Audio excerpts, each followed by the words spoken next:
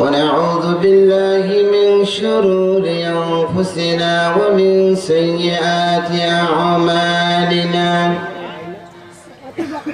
من يهد الله فلا مضل له ومن يضلله فلا هادي له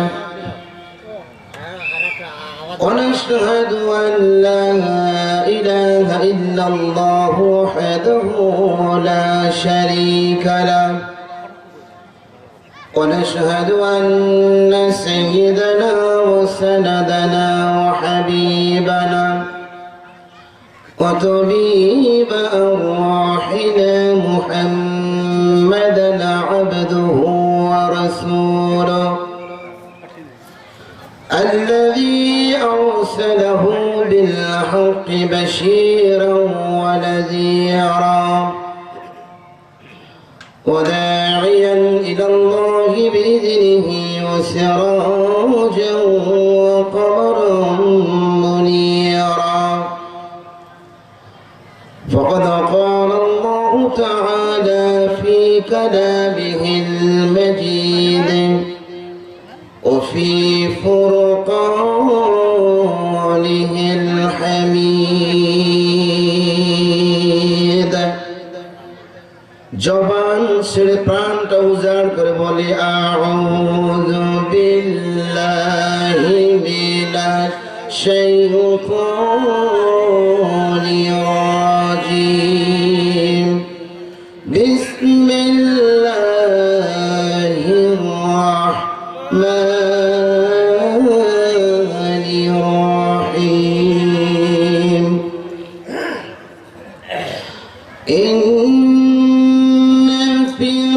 فرعون علا في الأرض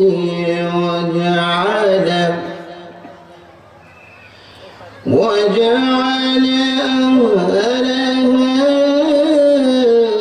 شيعا يستضعف طائفة منهم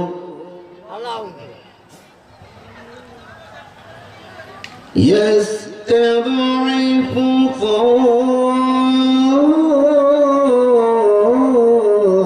طائفة منهم يذبح أبناءهم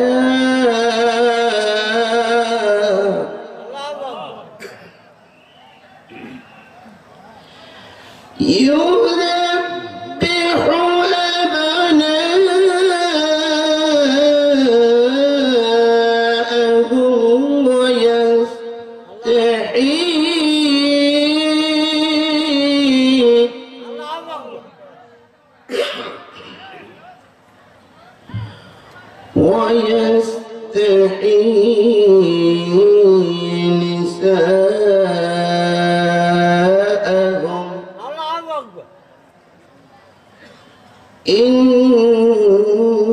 إنه كان من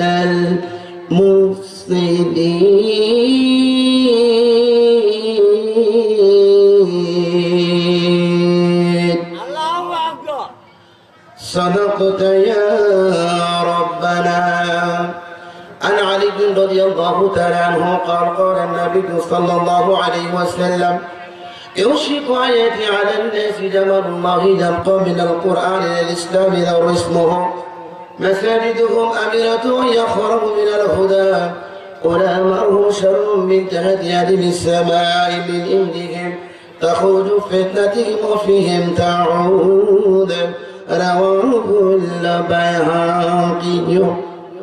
وقال تعالى في شان رسوله إن الله وملائكته يصلون على النبي يا أيها الذين آمنوا صلوا عليه وسلموا تسليما. اللهم صل على محمد وعلى آل محمد كما صليت على إبراهيم وعلى آل إبراهيم إنك حميد مجيد اللهم بارك على محمد وعلى آل محمد كما باركت على إبراهيم وعلى آل إبراهيم إنك حميد مجيد প্রশংসা আদায় করছি সেই মহান রবের, যিনি আমাদেরকে উত্তম একটি জায়গা চন্দ্রপুর পশ্চিম জামে মসজিদ উন্নয়ন প্রকল্পে দ্বিতীয় বার্ষিকী তাফসিরুল কোরআন মাহফিলে বসার, কোরআন হাদিস থেকে আলোচনা শোনার মন মানসিকতা যে আল্লাহ তৈরি করলেন, সে আল্লাহর প্রতি লাখো কোটি কালেমাতের শুকর আদায় করছি, বলছি আলহামদুলিল্লাহ। ভূমিকা অত্যন্ত ছোট করতে হচ্ছে, সময় সংকীর্ণ, কারণ আমরা গ্রামগঞ্জের মানুষ, অনেকে আশায় থাকি প্রধান বক্তা উঠলে আমরা যাব, এরকম মুসল্লি চন্দ্রপুরে নাই। কারা আছে হাত তোলেন তো? এই একজন পাওয়া গেছে। আমরা সময়কে মূল্যায়ন করার না করার কারণে আজকে আমাদের এই দুর্গতি। অনেক কষ্টে জীবন যাপন করতে হয় মুসলমানদের, অথচ খায়রুল উম্মতি উখরিজাত লিন-নাস, মানুষকে আল্লাহ তাআলা উত্তম জাতি হিসেবে তৈরি করলো, বানাইলো, দুনিয়া পাঠাই দিল, অথচ মানুষ মুসলমান আমরা নির্যাতিত, নিষ্পেষিত।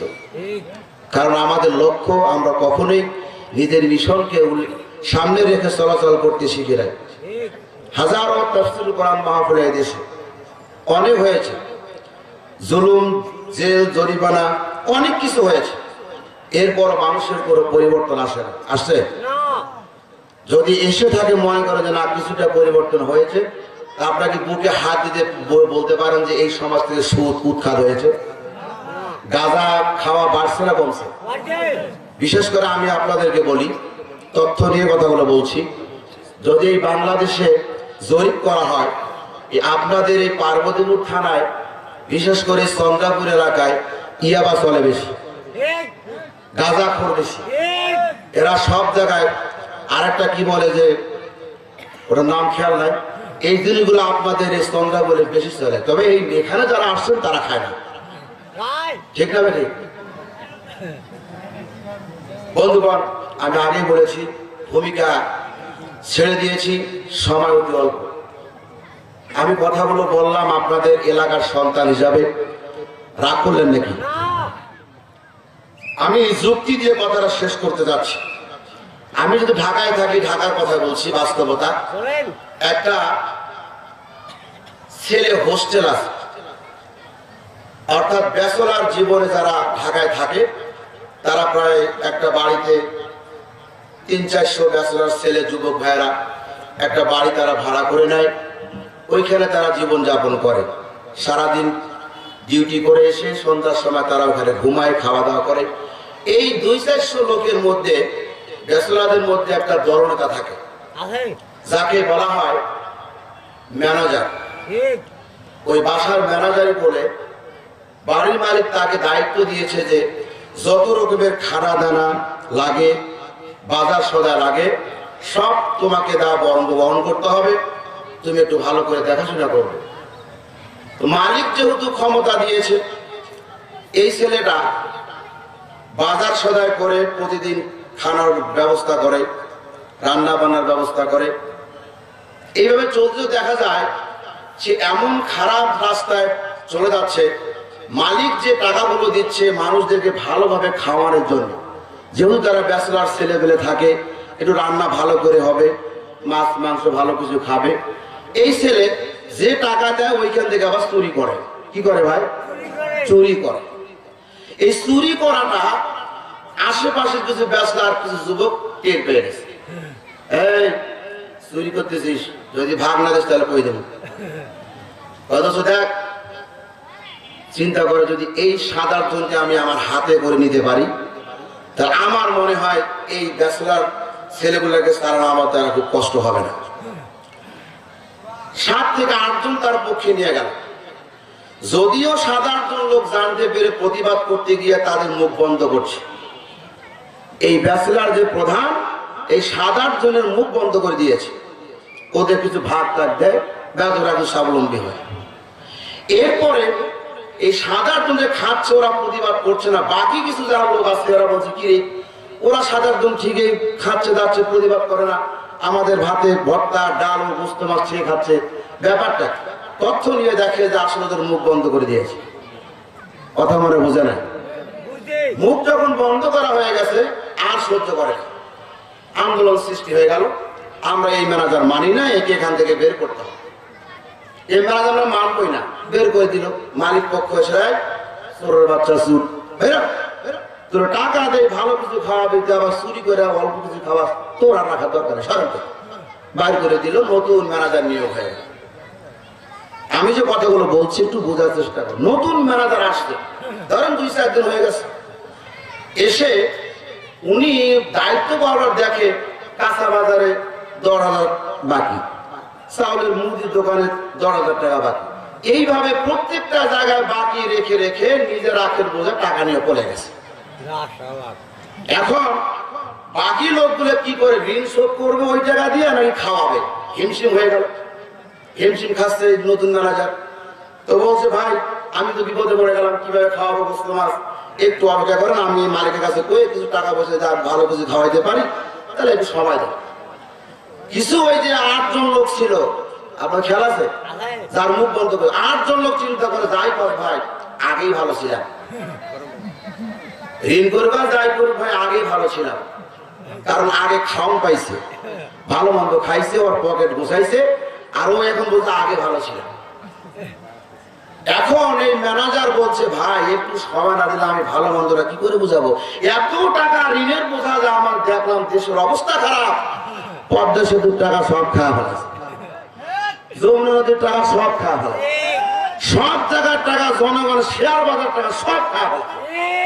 আমি খোঁজ খবর আয় দেখি সব টাকা ঋণ হয়ে পড়ে আছে, চায়না পাবে প্রায় 99.76 কোটি টাকা। এই টাকা আমি শোধ করবো, আমি একটু সময় দেন, হয়তো তোরে ক্ষমতা নিবার কইল কারা, খোঁজ খবর নিয়ে আসতে পারিস না। তো আমাদেরকে উচিত যে সময় দেওয়া নাকি সময় না দেওয়া, সময় দেওয়া কি না দেওয়া। যদি মনে করেন যে না আগেই ভালো ছিলাম, তাহলে আমি মনে করি ওই সমস্ত লোকগুলার বিবেকে কুত্তায় প্রসাব করে দিয়েছে। যদি না দিবে এ কথা বলতো, এটা তুমি টের পাও না।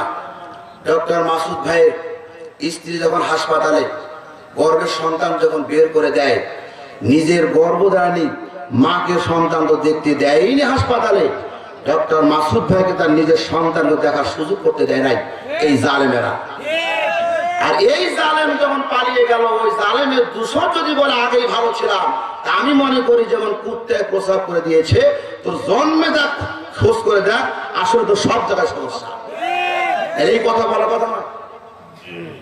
প্রত্যেকটা মানুষের মাথা পিছু 1.5 লক্ষ টাকা ঋণ করে রেখে গেছে, এই ঋণ শোধ করবো নাকি দেশ চালাবো। যিনি এখন দায়িত্বে আছেন প্রধান উপদেষ্টা ডক্টর ইউনূস সাহেব, উনি আপনার আমার ফোনে কাজ করে না, সরাসরি যার ফোন আসে উনি ওনার ফোন অনুযায়ী কাজ করেন। আপনি যতই বিশৃঙ্খলা সৃষ্টি করেন লাভ হবে না। বিশেষ করে আমি ভালো আছি, আমি গত 15 বছর ঢাকায় ঠিক মতো ঘরে ঘুমাইতে পারি না। গেটে একটু যদি কোনো, যদিও সেখানে বাসা একটা ম্যানেজারি করে, আমি যদি কোনো ভাড়া দিয়েছে টুক করে শব্দ করে ভাবিয়ে পড়ে যাইছি। কথাটা হাস্যকর, বাস্তবতা এটা। আমার মতো লোককে তারা জেলখানা নিয়ে রিমান্ড চেয়েছিল 7 দিন, টাকা পয়সা দিয়ে 3 দিন। এরপর দেখলাম যে না, এদের সাথে পারা যাবে না। তো সবচেয়ে বড় কথা, বাংলাদেশের হাজারো আলেম জেল খেটেছে, ঠিক না বেরিয়ে। এখন যদি আপনি বলেন যে আগে ভালো ছিলাম, তাহলে আপনার বিবেক আছে? বন্ধুগণ, অল্প সময়তে কিছু কথা বলতে চাচ্ছি। ফেরাউনের রাজত্ব ছিল, ফেরাউন রাজত্ব পাওয়ার পর চিন্তা করলো এই রাজত্বের মধ্যে মূল টার্গেট হচ্ছে আমার শেয়ারটার বিরুদ্ধে কথা কে বলে একে ধরতে হবে। এইবার ফেরাউন চুপ করে বসে নাই। ওই সমাজের মধ্যে হাজারো মানুষ, বনি ইসরাইল গোত্রের মানুষ কালেমার দাওয়াত দিচ্ছে, কথাগুলো বলছে, কোনো সমস্যা নাই। কিন্তু একটা লোককে টার্গেট করে ফেরাউন রাজত্ব চালিয়েছিল, নাম হলো মুসা আলাইহিস সালাম। হাজারো দল নির্বাচন করেছে, ফেরাউনের পক্ষে চলে গেছে। ফেরাউনের টার্গেট ছিল সবাইকে যদি আমি মুখ বন্ধ করে রাখি, মুসা একাই কিছু করতে পারবে না। এই লক্ষ্য নিয়ে যখন কাজ শুরু করেছিল, আল্লাহ বলে তুমি যে ষড়যন্ত্র করেছো, তোমার এই ষড়যন্ত্র আমি আল্লাহর কাছে টেকবে না। অতএব ওমা কারাল্লাহু ওয়া মা কারু ওয়া মা কারাল্লাহ ওয়াল্লাহু খায়রুল মাকিরিন। আমার ষড়যন্ত্র তোমরা এখনো কেউ টের পাও নাই। বন্ধুগণ, আলোচনা ওই দিক নিচ্ছে না, একটু যুক্তি দেওয়ার জন্য কথাগুলো বলছি। মুসা আলাইহিস সালামকে মারার জন্য কিছু মানুষকে নিযুক্ত করা হলো, বাড়ি বাড়ি দায়ী মহিলাগুলোকে সেট করা হলো। বলেন তো, মারার জন্য যে বাড়িতে পাঠিয়েছে মুসা আলাইহিস সালাম শিশু অবস্থায় বাড়িতে নাকি ফেরাউনের বাড়িতে? ফেরাউনের বাড়িতে। ফেরাউন চিন্তা করেছে এবার পাইছি, একে মারতেই হবে। ইন্না ফিরআউনা আলা ফিল আরদি ওয়া জাআলা আহলাহা শিয়া'আন ইয়াস্তাদ'ইফু তা'iফাতাম মিনহুম ইউযাব্বিহু আবনাআহুম ওয়া নিসাআহুম। এইবার ফেরাউন চিন্তা করলো সবগুলো সন্তান, ছেলে সন্তান যেখানে হবে তাকে হত্যা করে ফেলো, মেয়ে সন্তানগুলোকে জীবিত রাখো। এটা আপনারা অনেকেই জানেন, এই আলোচনা আমি করতে চাচ্ছি না। ফেরাউন ক্ষমতা দেখাইছিল, শেষ পর্যায়ে ফেরাউন কি টিকে থাকতে পেরেছে? এইবার আপনি আরেকটু উপরে নিচের দিকে আসেন। আবু জেহেল চিন্তা করেছিল মুহাম্মদকে যদি বন্ধ করা যায় আমি ক্ষমতায় টিকে থাকতে পারবো, পেরেছে। কিন্তু মুহাম্মদ সাল্লাল্লাহু আলাইহি ওয়াসাল্লাম ঠিকই জীবিত, ঠিকই ছিল, ঠিক না ঠিক? মুসা টিকে ছিল। যাদেরকে শেষ করতে চেয়েছিল তারা দুনিয়া থেকে উৎখাত হয়ে গেছে, আর যাদেরকে উৎখাত করতে চেয়েছিল ইসলামী আন্দোলনের মানুষগুলো, ঠিকই তারা দুনিয়াতে বেঁচে থেকে ইসলাম প্রচারের কাজ করেছে, কথা ঠিক না ঠিক? এই দেশের প্রধানমন্ত্রী ষড়যন্ত্র করে জনগণের হক নষ্ট করে, অপহরণ করে ক্ষমতার চেয়ারে বসেছিল। ভুল বললাম না তো? ভোটাধিকার নষ্ট করে প্রধানমন্ত্রী তো চেয়ারে বসছিল। বসার কথা লক্ষ্যই ছিল এই দেশে হাজারো দল আছে, ইসলামী দল আছে, হাজারো মানুষ কথা বলছে, কোনো সমস্যা নাই। একটা দলকে যদি টার্গেট করে আমরা বন্ধ করতে পারি, 15 বছর নয় 40 সাল পর্যন্ত আমরা ক্ষমতায় থাকবো, এরকম নিয়াত করে রাষ্ট্র চালাচ্ছে কি চালায় নাই? বন্ধুগণ, যাদেরকে ধ্বংস করার জন্য, যেই দলটাকে নষ্ট করার জন্য, দুনিয়া থেকে উৎখাত করার জন্য এত উপায় তারা করেছিল, 1 লক্ষ আলেমের সিংহাসন নিয়েছিল। আপনাদের কিশোরগঞ্জের শৈলাকিয়ার ইমাম নাম হলো মাসুদ। ইনি এই স্বৈরাচারীর পক্ষে 1 লক্ষ আলেমের সিংহাসন নিয়ে যুক্তরাষ্ট্রে গিয়ে তিনি বলেছিলেন যে জামাত ইসলাম হচ্ছে জঙ্গি সংগঠন, একটা দল। এইভাবে প্রচার করতে লাগলো, মিডিয়া সব তারা হাতে নিল, একের পর এক মুসলমানদের নামে অপবাদ দেওয়া শুরু করে দিল। দিতে দিতে দিতে মিথ্যার জন্ম দিল। কোনো কথা বললেই তারা বলে আমরা নাকি গুজব ছড়াচ্ছি। হাঁটু ভেঙে দিল, ছাত্র শিবির ভাইদের অস্তিত্ব রাখলো না। সিলেটের দেলোয়ার ভাইয়ের ধরে নিয়ে জেলখানায় নেওয়ার পরে তার প্রসাবের রাস্তায় ইট বেঁধে দিয়ে 1 ঘন্টা ঝুলে রেখে দিয়েছিল। হাতের শাড়িগুলো উঠিয়ে দিল, ভুরুগুলো টেনে টেনে ছিঁড়ে ফেললো, পায়ের আঙ্গুলগুলো কেটে দিল। এরপর যদি আপনি বলেন তারাই ভালো ছিল, আমি মনে করি আপনি মুসলমান নন, আপনি হচ্ছেন বেঈমান। বন্ধুগণ, অল্প সময় অনেক কথা। এই স্বৈরাচার কেন হলো, কি কারণে আপনার উপর নির্যাতন করেছে? এদেশে তো হাজার মুসলমান ছিল। আল্লাহ তারা সবকিছু দেখেন, উপর থেকে সবকিছু দেখে দেখে চিন্তা করছেন। যারা ইসলামের কথা বলছে, ইসলামী আন্দোলনের পক্ষে কথা বলছে, এই লোকগুলোকে তারা নির্যাতন করছে। আল্লাহ তাআলা সবকিছু বদরের ময়দানে বদরের ময়দানে আল্লাহ রাসূল চিন্তা করলো, মাত্র 313 জন সাহাবী নিয়ে যুদ্ধ আমি কেমনে করব? ওরা 3000 লোক, আমি কি পারবো নাকি? সাহাবীরা বলছে, ইয়া রাসূলুল্লাহ, আপনি কি আমাদেরকে বিপদের মুখে ছেড়ে দিচ্ছেন কিনা? ওরা হচ্ছে 3000, আমরা 313 জন সাহাবী, কি করে লড়াই করব? আমার মনে হয় আপনি আমাদেরকে বিপদের দিকে দিচ্ছেন।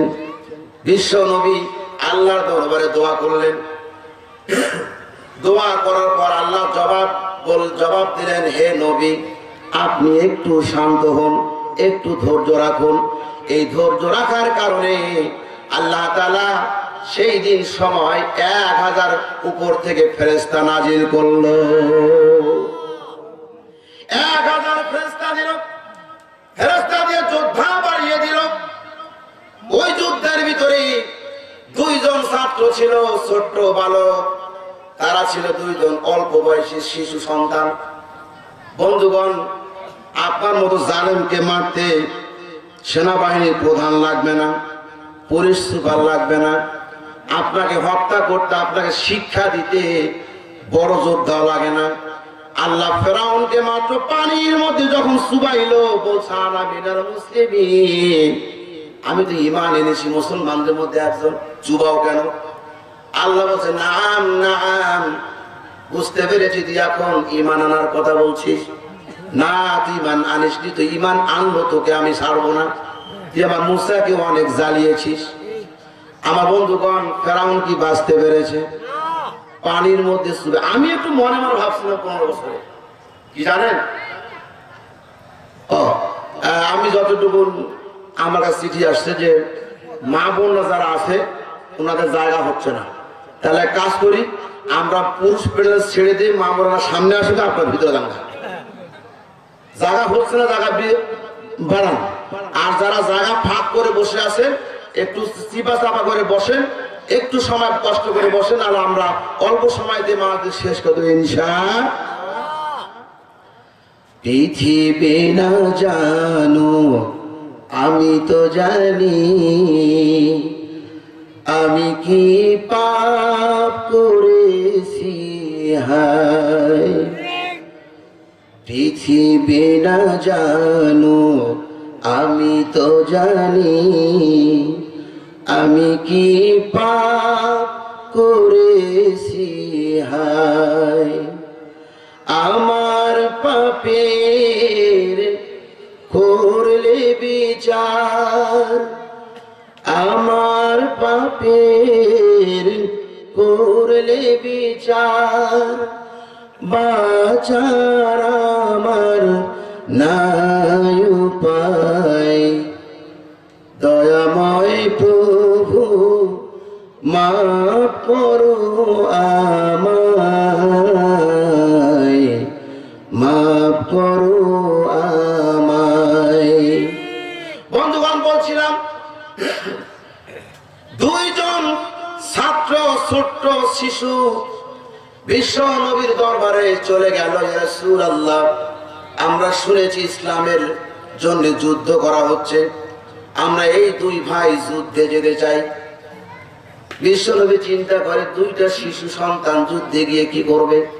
কথাগুলো শুনছেন ভাই, শুনতেছেন?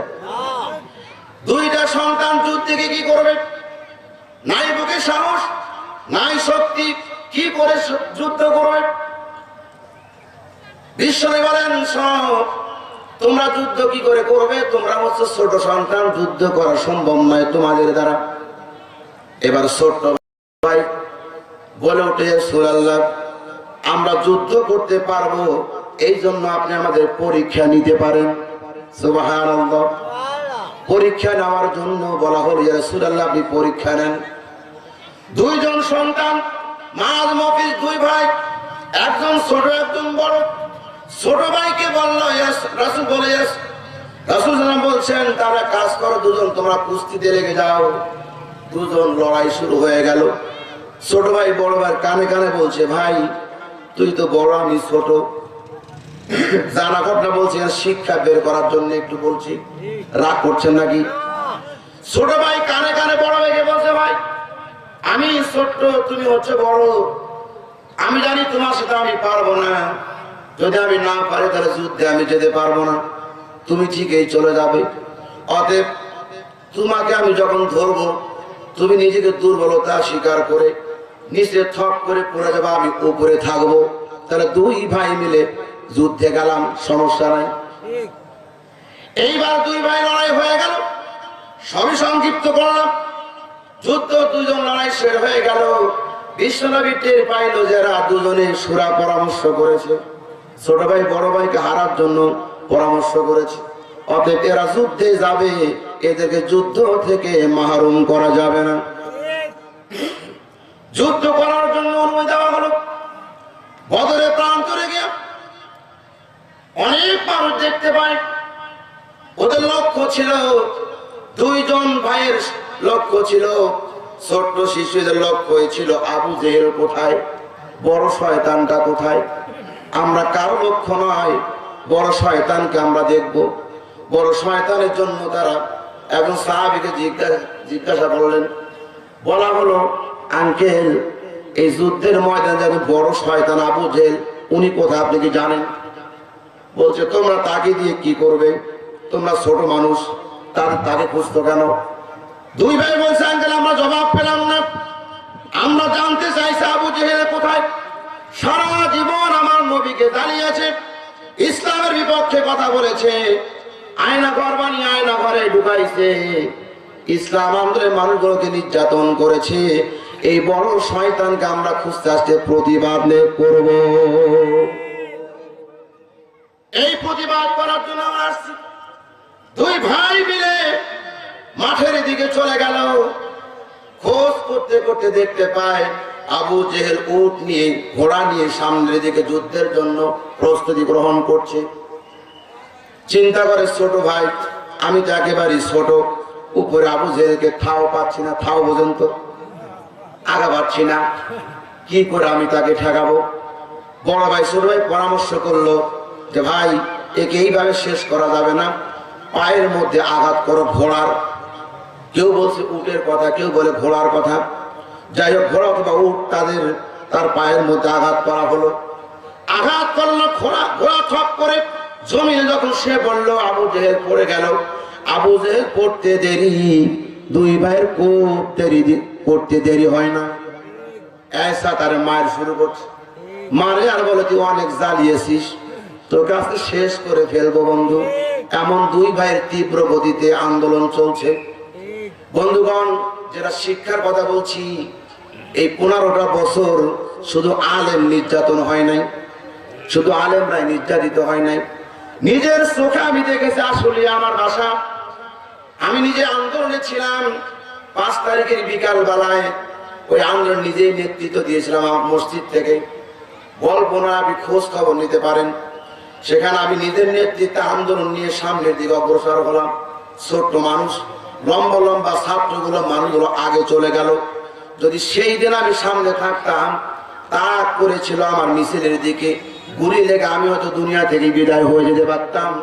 আল্লাহ আমার শহীদের রাস্তার রক্ত কবুল করেনি। আমার মসজিদের মতো আল্লি মুসল্লির ছেলে ওইখানে জীবন দিল আমার সামনে। কোন ইতিহাস আমি দেখেছি।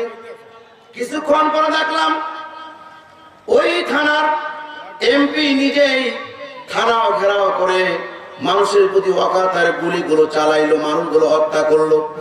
40 জন ছাত্রকে ধরে নিয়ে অকাতরে থানায় পিটাইলো, পিটাইতে মেরে ফেললো। ভ্যানের মধ্যে চড়াইয়া আগুন লাগাই দিয়ে লাশগুলোকে পুড়ে ফেলেছে, নিজের চোখে দেখেছি।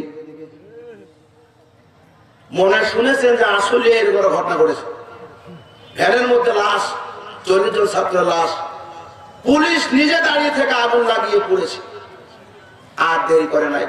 মাঝ মফিজের মতো, আল্লাহর ফেরেশতার মতো, যেমন বদরের প্রান্তে 1000 ফেরেশতা দিয়ে বিশ্বনবীকে সাহস জুগিয়েছিলেন, আমার মনে হচ্ছে এই স্বৈরাচারীকে দেশ থেকে উৎখাত করার জন্য এই ছাত্র আন্দোলনে এই স্বৈরাচারীকে দেশ থেকে তাড়াইতে বাধ্য হয়েছেন। ইনশাআল্লাহ তুমি টের পাও না, 40 সাল থাকতে চেয়েছিলে, এখন কোথায় গেল তোমার 40? এত সহজ নয়। ফেরাউন চিন্তা করেছিল হামান তাক বলে আপনি খালি একটা অনুমতি দেন, সব কিছু দায়িত্ব আমার। শেষ পর্যন্ত আপনি একটা কথা বলবেন যে আনা রব্বুকুমুল আ'লা, আমি রব, আর কোনো রব নাই, বাকি কাজ আমি করব। কি করবে? সমাজের মধ্যে, দেশের মধ্যে, রাষ্ট্রের মধ্যে একটা কাজ চালু করে দেন, নারী পুরুষ এক জায়গায় আপনি একটু চাকরির ব্যবস্থা করে দেন। যারা হামানটা, রামশিস কাবুস ওরফে ফেরাউনের ইতিহাসগুলো পড়েছেন, এই কথাগুলো লেখা আছে। বলা হয়েছিল আমি শুধু আপনি নারী পুরুষ এক জায়গায় চাকরির ব্যবস্থা করে যান, বেপরদা ভাবে নারীদেরকে চলার ব্যবস্থা করে দেন। ইউটিউব, ফেসবুক, নেট জগৎ সব জায়গায় আপনি নারীদেরকে টিকটকার বানিয়ে দেন। এক সময় দেখবেন এই নারীগুলো থেকে কিছু সন্তান, অবৈধভাবে সন্তান আসবে। এই অবৈধ সন্তানগুলোকে আপনি আবার প্রশাসনের কাজে লাগিয়ে দিবেন। এই প্রশাসনগুলো আপনার পক্ষে কথা বলবে, যারা আপনার বিরুদ্ধে কথা বলে তাদের গুলি করে শেষ করে ফেলবে। তারই ধারাবাহিকতায় এই শেখ হাসিনা স্বৈরাচার এই কামটাই করেছে। ওরা দেশপ্রেমিক দেখায়, আমরা দেশকে ভালোবাসি, দেশের মানুষকে ভালোবাসি, সব মিথ্যা, সব ভুয়া। যদি সত্যিকার তুমি দেশকে ভালোবাসতে, দেশের মানুষকে ভালোবাসতে, মানুষকে যদি সত্যিকার ভালোবাসতে, একটা মানুষকে এই দেশ থেকে পালানোর সময় স্বৈরাচারী শেখ হাসিনা বলেছিল, প্রশাসনকে বলেছে আজকে 5 তারিখ আমি হাজার হাজার লাশ দেখতে চাই। অতএব যারা মুসলমান রক্ত নিয়ে খেলা করতে চায়, মুসলমান রক্ত দিয়ে গোসল করতে চায়, এ বাংলাদেশি নয়, এ ভারতীয়।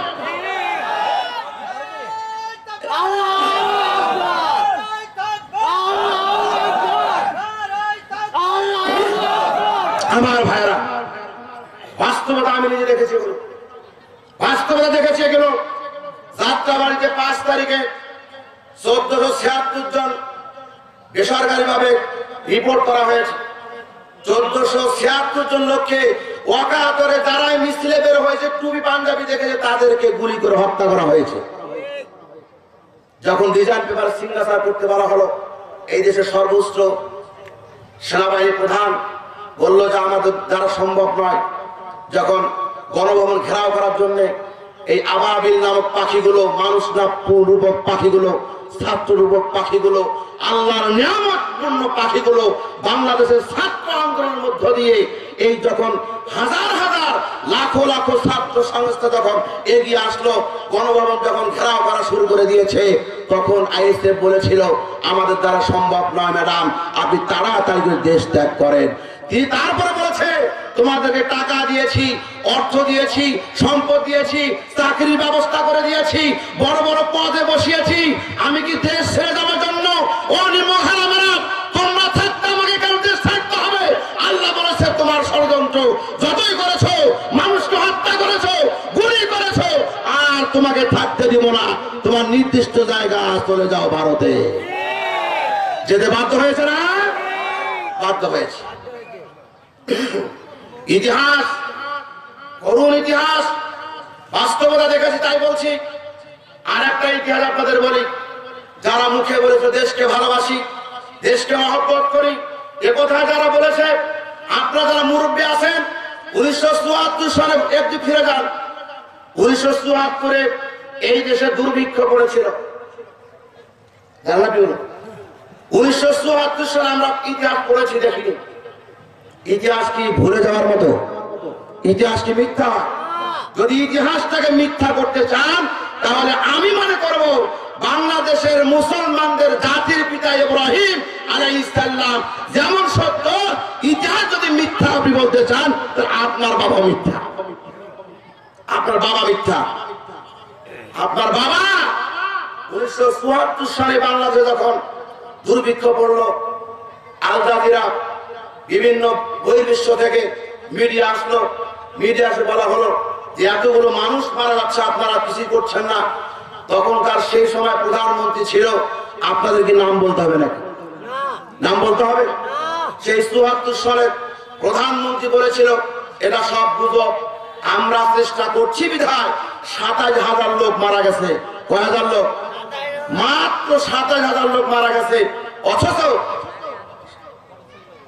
মিডিয়াগুলো, বাংলাদেশের যে বেসরকারি মিডিয়াগুলো এরা প্রকাশ করে দেখলো, রিপোর্ট করলো, রিপোর্ট করে দেখলো যে প্রায় 1.5 লক্ষ লোক, 1,50,000 লোক দুর্ভিক্ষতে মারা গেছে। সরকার বলছে 27,000। কথা সত্য না মিথ্যা? 27,000 লোক মারার পরও যারা বলেছিল যে মাত্র 27,000 লোক মারা গেছে, তখন ওই আল জাজিরা রিপোর্টার বলেছিল যে আপনাদের দেশে 1.5 লক্ষ লোক মারা গেছে, আপনি কোন 27,000? উনি বলছে এগুলো গুজব। এই দেশে তারই মেয়ে রাষ্ট্র পরিচালনা করতে গিয়ে 40 সাল পর্যন্ত রাষ্ট্র পরিচালনার দায়িত্ব নেওয়ার জন্য অবৈধভাবে ক্ষমতা অপহরণ করে চেয়ারে অধিকার নিয়ে তিনি বিভিন্ন মানুষকে বলেছিল, যারাই প্রতিবাদ করেছে তাদেরকে বলেছে এটা গুজব, এটা আমরা করিনি। কথা বলে না? কি ভয় পাচ্ছেন নাকি? 5 তারিখের পর কি ভয় আছে নাকি? বড় শয়তান যেখান থেকে চলে যায়, ইমান রক্ষা করতে আর কষ্ট হবে? এই সুনিমুনি কিছু ডালে ডালে বসে আছে, এরা অনেক সময় দেখবেন বিশৃঙ্খলা সৃষ্টি করবে। এরা করছে গার্মেন্টস সেক্টরটাকে নষ্ট করার পায়তারা করছে। গার্মেন্টস সেক্টরের শ্রমিকদেরকে ভাড়া করে বিরিয়ানি খাওয়ার নাম করে অন্য গার্মেন্টসে হামলা করে বর্তমান বাংলাদেশের ইসলামী আন্দোলনের মানুষের নামে আবার নতুন করে ষড়যন্ত্র করছে। যত ষড়যন্ত্র করো আর লাভ হবে না। আজকে এখান থেকে আপনাকে নিয়ত করতে হবে, এই চন্দ্রপুর থেকে আপনাকে নিয়ত করতে হবে, ঠুস করে আসো আর ঠাস করে আসো, বাংলাদেশে আর কোন মুসলমানদের রক্ত নিয়ে খেলা করতে দেওয়া যাবে না। ও বাংলার মুসলমান, ও বাংলার আলেমেরা, আবার যদি এই স্বৈরাচার বাংলার মাটিতে পা রাখতে চায়, আপনারা কি রাজি আছেন? সমস্ত আলেম ওলামারা বর্ডার পাহারা দিয়ে নতুন করে পূর্বের স্বৈরাচারকে দেশে আসতে দেওয়া হবে না ইনশাআল্লাহ। কারা কারা হাত আল্লাহকে দেখাও। লিল্লাহি তাকবীর, লিল্লাহি তাকবীর। উনি ঠুস করে আসতে চায়, কি গ্রহণ করবেন? তো গ্রহণ করবে। ওই যে একটা গান আছে না, ভালো হয়ে যাও মাসুদ তুমি, শোনেন এটা? কিছু শোনেন না আপনারা? ভালো হয়ে যাও মাসুদ তুমি, এই কথাকে বলবে আর পালিয়ে গেছে কাউয়া কাদের। শুনছেন? ভালো হয়ে যাও মাসুদ তুমি, ভালো হয়ে যাও মাসুদ তুমি, এই কথাকে বলবে আর পালিয়ে গেছে কাউয়া কাদের, কেউ জানে না খবর তার, ভালো হয়ে যাও। এটা বাইবেলের ঘটনা, বাইবেল। যারা ঢাকা জানে না, জান বাইবেলের ঘটনা। উনি আসছিল, একটা নেতার নাম মাসুদ, দুর্নীতি করেছিল, হাজারো মানুষের সামনে ওখানে বক্তব্য দিয়ে বলছে ভালো হয়ে যাও মাসুদ, ভালো হয়ে যাও। আর একটা বলেছিল ফখরুল সাহেব, আপনার বাসায় গিয়ে আমরা উঠবো যদি পালার জায়গা না পাই। শোনেন এটা কথা? আরে ভাই, স্বৈরাচার যারা হয় তার কর্মে, তার ধর্মে, তার নেশার, তার চালচলন দিয়ে সব ধরা খায়। ما أصابكم من مصيبة فبما كسبت أيديكم ويعفو عن كثير। আল্লাহ তাআলা বলছেন, ও নবী আপনি দেখবেন হাজারো মানুষ, যে মানুষগুলো অন্যায় অপরাধ করবে, ওরা বলবে আল্লাহ আমার কপালে লিখেছিল তাই এটা হয়েছে। সুদ খায়, ঘুষ খায়, অত্যাচার জুলুম নির্যাতন করে, আর মানুষের কাছে বলে আল্লাহ যদি আমার কপালে এটা না রাখতো তাহলে এটা হলো কেন? আছে না এরকম মানুষ? এই মানুষটা আল্লাহ জবাব দিচ্ছে, মা আসাবাকুম মিন মুসিবাতিন ফাবিমা কাসাবাত আইদিকুম ওয়া ইয়াফু আন কাসীর। তোমরা যা করছো, তোমাদের নীতিগতভাবে যা করছো, তোমাদের কথায় তোমরা যারা করছো, যা কিছু করছো, এটা তোমাদের নিজের হাতের কামাই, আমি আল্লাহ দোষ নয়। ফখরুল সাহেব আপনার বাসায় কাউয়া কাদের গেছেনি, বলো। ফখরুল সাহেব আপনার বাসায় কাউয়া কাদের গেছেনি ঠাকুর গায়ের বাসায় আপনি থাকতে তারে দিছেননি তার সাথে যে হিসেব বাকি তার সাথে যে হিসেব বাকি আসে কোটি জনতার পালিয়ে গেছে কাউয়া কাদের কেউ জানে না খবর তার ভালো হয়ে যাও ও মাসুদ ভালো হয়ে যাও ভালো লাগছে বন্ধুগণ আসলে সময় অল্প যে সময়গুলো আমি উঠার কথা ছিল এই যে চিঠি এলো জেলখানা দেখছেন কইতে কইতে চলে আসছে কি ওয়াজ করবেন কোন ওয়াজ আসলে সময় মতো উঠতে হয় ঢাকা থেকে এসলাম ভাই ঢাকা থেকে আসলাম আইসে চিঠি দিলেন কি বলবো বলবো সারা চলবে কারা কারা থাকবেন না হাত তোলেন তো বন্ধুগণ আমি যেটা বলতে চাচ্ছি বদরের ময়দানে দুজন সন্তান যখন মার শুরু করলো এইবার আবু জেহেল চোখ খুলে দেখে আমারে মারে কেডা আমার তো মারার কোনো ক্ষমতা মানুষের নাই কে আমাকে এইভাবে আঘাত করছে চোখ খুলে দেখে ছোট্ট দুটি বালক মনে হয় যেন আবু জেহেলের সামনে পাহাড় সমতুল্য দুটি যুবক দাঁড়িয়ে আছে মুফাসসিরগণ লেখেন আবু জেহেল যখন বলেছিল বাবা তোমরা কারা বলছে আমার নাম মস ওর নাম মফিদ আমরা দুই ভাই আপনাকে হত্যা করতে আসছি শেষ করে দেব আজকে আপনাকে আমি বলছে আমার অপরাধ কি অপরাধ আপনার একটাই আপনি বিশ্ব নবীর মতো মানুষ এত সুন্দর চরিত্রের মানুষ পৃথিবীতে আর কেউ নাই এই লোকটার সাথে আপনি এত বেয়াদবি করেছেন এই লোকটার সঙ্গে আপনি অনেক বেয়াদবি করেছেন অতএব আপনাকে দুনিয়াতে রাখা যাবে না এইভাবে বড় ভাই যখন ডাঁটা দিয়ে খেজুরের ডাঁটা দিয়ে আবু জেহেলের হাতে কোপ মেরেছে হাত যখন পড়ে গেল আবু জেহেলের সন্তান ছিল ইকরামা রাদিয়াল্লাহু তাআলা আনহু তখনও তিনি ইসলাম গ্রহণ করেন নাই ও বলছে আমার বাবাকে কে মারলি তোরা কে মেরেছিস আমার বাবাকে আমার সামনে যারা মেরেছে তাদেরকে আমি আস্ত রাখবো না পিছন থেকে বন্ধু বড় ভাই হাতের মধ্যে কোপ দিয়ে হাতটা ঝুলন্ত অবস্থায় থেকে গেল ডান হাত ঝোলে ডান হাত খুব সমস্যা করছে আবু জেহেলকে মারার জন্যে বাম হাত দিয়ে মারা শুরু করেছে বাম হাত দিয়ে শক্তি পায় না এইভাবে তো মার দিলে হবে না কিভাবে মারবো ছোট ভাই বড় ভাইকে বলছে ভাই এই হাত দিয়ে যদি মারতে না পারো হাত ঝুলে আসে অর্ধেক ঝুলে আসে এই হাত দিয়ে মারতে যদি না পারো হাতটা টেনে ছিঁড়ে ফেলে বাম হাত দিয়ে কষে আবু জেহেলকে মারতে থাকো এরকম মার তুমিও খাইতা এরকম মার তুমিও খাইতা যদি খালি একটু সময় বিশ্বাস করেন চন্দ্রাপুরের মুসলমান আমি তার কথা বলছি আমি ঢাকা থেকে এসেছি আমি বাস্তবতা দিয়ে গেছি নিজে আমি কোপা শামসু আমি নিজেই বললাম তো একটা মিস্ত্রির নেতৃত্বে ছিলাম আমি নিজে দায়িত্ব পালন করেছি আমার নাম এমনি জিহাদি হয়নি আমার নাম আব্দুর রাজ্জাক থেকে জিহাদি এমনি হয়নি আমি জায়গা মতো বিশেষ করে আপনাদের গোবিন্দপুরে যে একটা গ্রাম আছে ওইখানে অনেক লোক আমার ওখানে থাকে কোন একদিন আসলে খোঁজ খবর নেবেন আমি মুখে যা বললাম বাস্তবিক করছি কিনা আমি আমার জীবন এই পর্যন্ত ঢাকা শহরে যতদিন ধরে ইমামতি করছি প্রায় 12 বছর ধরে ইমামতি করি আমার মসজিদে আমি স্বৈরাচার থাকার পরেও আমাকে অনেক হুমকি ধামকি দেওয়া হয়েছিল আমাকে কথা বলা নিষেধ করতে বলা হয়েছিল আমি একটা কথা বলতাম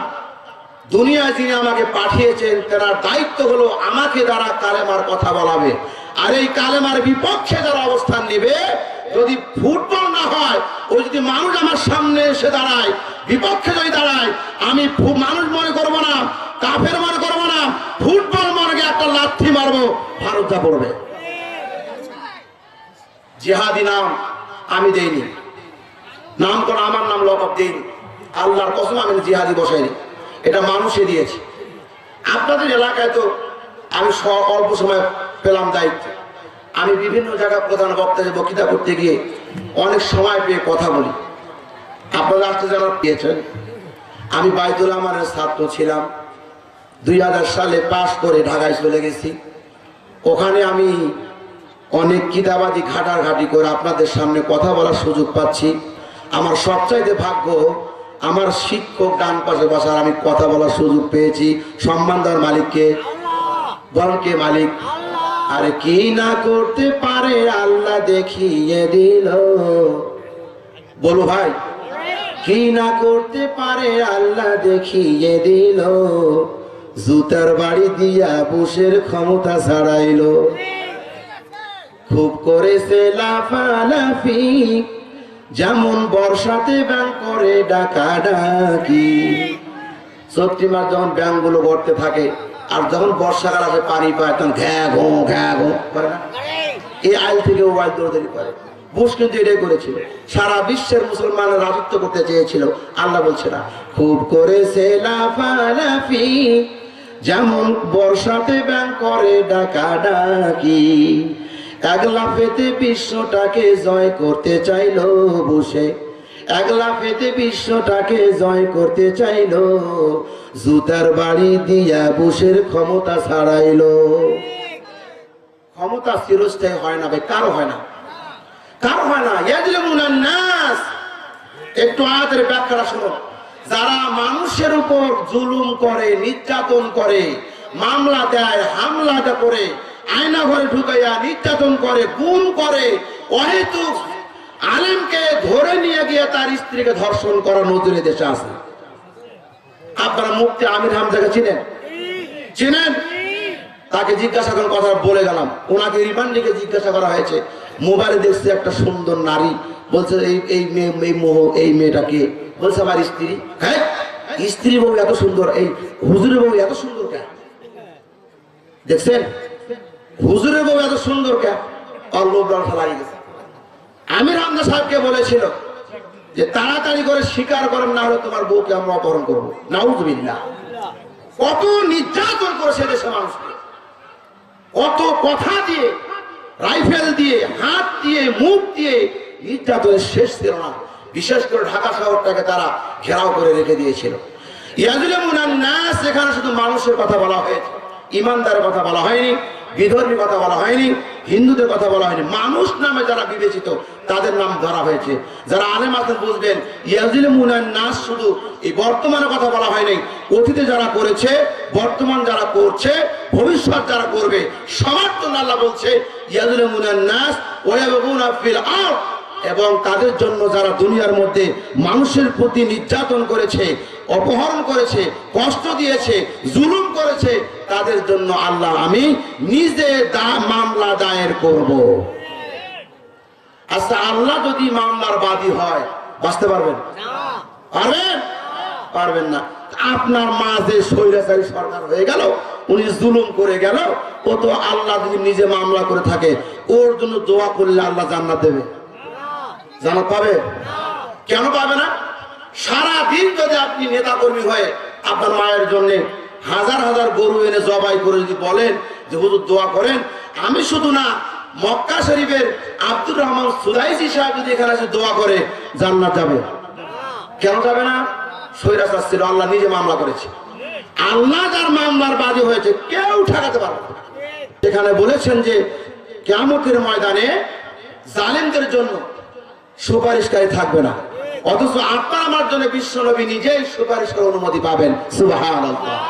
তাহলে স্বৈরাচারী করে জীবনটাকে শেষ করলেন, ইহকাল নষ্ট করলেন, আখিরাতও শেষ করলেন। এখন আপনার মার জন্য হাজার হাজার গরু এনে জবাই করে দোয়া করলো কাম হবে না। কেন? একটু দৃষ্টান্ত দিয়ে বলছে হাদিস। আবি তালেব তিনি সজ্জায় বিছানায় পড়ে আছে, বিশ্বনবীকে বলছেন, চাচা আপনার তো যাওয়ার সময় হয়ে গেল, আমি নিজে জাহান্নাম দেখে এসেছি, জাহান্নাম অতি কষ্টের জায়গা, দয়া করে একটু কালেমাটা পড়ে নেন, কালেমাটা পড়লে আপনি আমি আল্লাহর সঙ্গে কথা বলে আপনাকে জান্নাত নিয়ে যাব। পড়লো না, কালেমা পড়লো না। বলেন তো মুসলমান হয়ে মারা গেল নাকি মুশরিক হয়ে? মুশরিক হয়ে মারা গেল। এরপর বিশ্ব নবী আল্লাহ তাআলার সঙ্গে সঙ্গে বলতেন, হে নবী, মা কানা লিন নাবিয়্যি ওয়াল্লাযীনা আমানু আইয়াস্তাগফিরু লিল মুশরিকিন ওয়ালাউ কানু উলি কুরবা মিন বা'দি মা তাবায়্যানা লাহুম আন্নাহুম। আল্লাহ তাআলা বলেন, মা কানা লিন নাবিয়্যি, হে নবী আপনি দোয়া করলে হবে না, শুধু আপনি না, ওয়াল্লাযীনা আমানু, মুশরিকদের জন্য, জালেমদের জন্য। নবী কেন, কোন মুমিনরা যদি দোয়া করে আমি আল্লাহ দোয়াটা কবুল করব না। দোয়া ফেরত দিচ্ছে কে? এখন আপনার মা ছিল জালিম, আপনার খালা ছিল জালিম, আপনার বাপ ছিল জালেম, আপনার ভাই ছিল জালেম, আপনার 14 গোষ্ঠী জালেম। এই লোকগুলোর জন্য যারা যারা পালিয়ে গেছে তো গেছে, আপনি যদি মারা যান, যারা তাকে সাপোর্ট করেছেন তাড়াতাড়ি করে এখনো ফিরে এসে জামাত ইসলামের নাম লেখান, নাহলে খবর আছে। কারণ একটা দোয়া আল্লাহ কবুল করবে না। এখন এই দোয়ার পরে যখন আবি তালেব কবরে চলে গেল, বিশ্বনবী কবরে গিয়া আল্লাহর কাছে কি বললেন, এই কথাটা সবাই শুনতে চান? সবাই শুনতে চান ইনশাআল্লাহ? আমরা একটু সময় নিচ্ছি আপনাদের কাছে।